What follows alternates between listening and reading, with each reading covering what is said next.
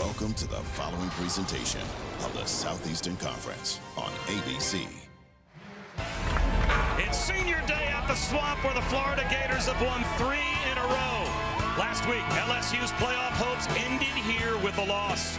Today, Lane Kiffin brings his Ole Miss Rebels to Gainesville, hoping to avoid the same fate. But he does have Jackson Dart on his side atop the SEC in yards and touchdowns, squaring off with a freshman star in the making in DJ Lagway, who played hurt and courageously and won a huge game last week for Billy Napier over LSU.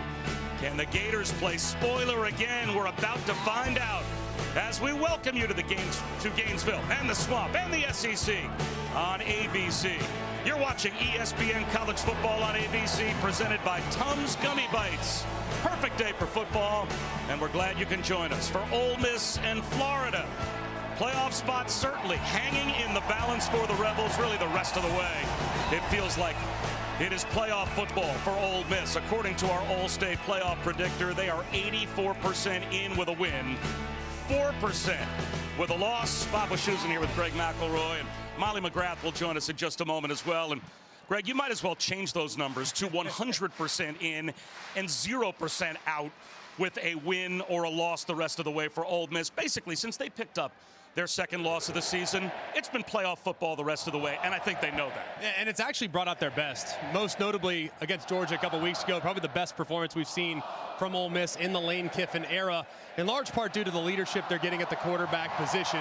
Jackson Dart was outstanding against Georgia. Decisive in the passing game, accurate, and played with a lot of guts because of that injured left ankle. The production's been off the charts all season long, and he raised his game to the next level against both Arkansas and against the Georgia Bulldogs when they absolutely had to have it. One thing to watch, though, is that left ankle.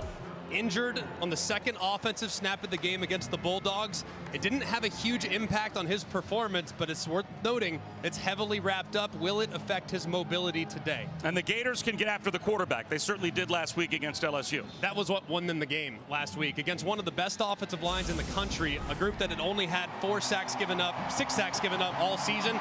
The Gators got home 6 times. It starts on the edges with Tyreek Sapp and George Gums, and then in the interior, Caleb Banks with a breakthrough performance last week. He could be huge against an inconsistent Ole Miss offensive line.